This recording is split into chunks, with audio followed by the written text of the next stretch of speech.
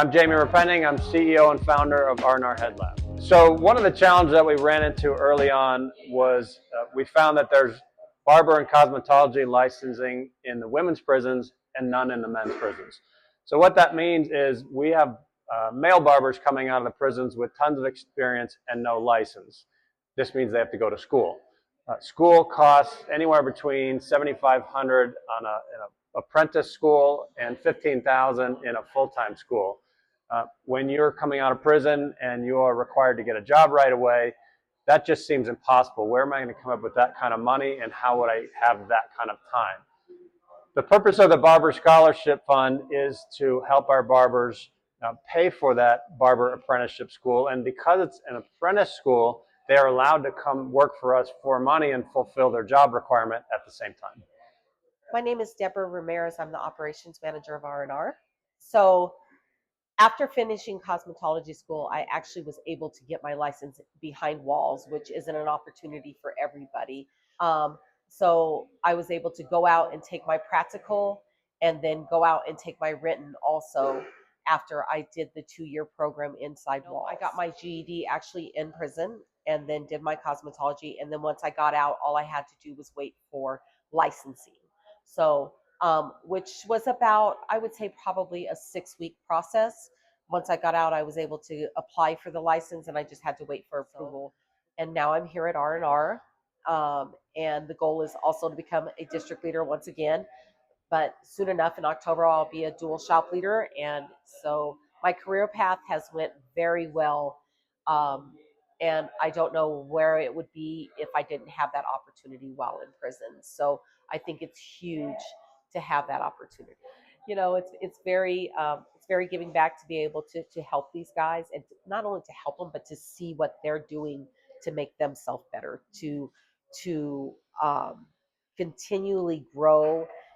But there's so much opportunity that they could have had while they were doing their time in prison that it's kind of a double-edged sword, because to be able to give back and to see them grow, but also to see the struggles of still getting their license while they're out here.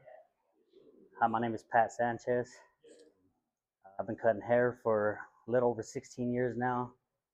And I started while I was incarcerated. And the reason for it was because I got tired of people messing up my hair. And from that point on, I just realized I like cutting hair, conversations that come with it. So then I applied to be a barber in the barber shop. So I started cutting hair for the rest of the population. And about 5 years later, I became a staff-only barber, doing staff haircuts. Wardens, state troopers were coming in to get haircuts. But the unfortunate part about cutting hair in a men's facility in the Department of Corrections is they don't offer you the opportunity to get your barber's license.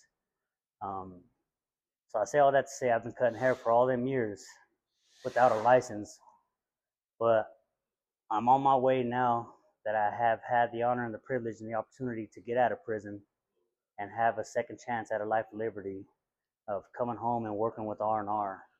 You know, and coming home as a felon alone is just scary because people don't want to hire you. Not to mention trying to get into school. Where am I going to get the money if I can't get a job to pay for schooling? And fortunately enough for me, I interviewed with R&R before I came home, 3 months prior to coming home on Zoom.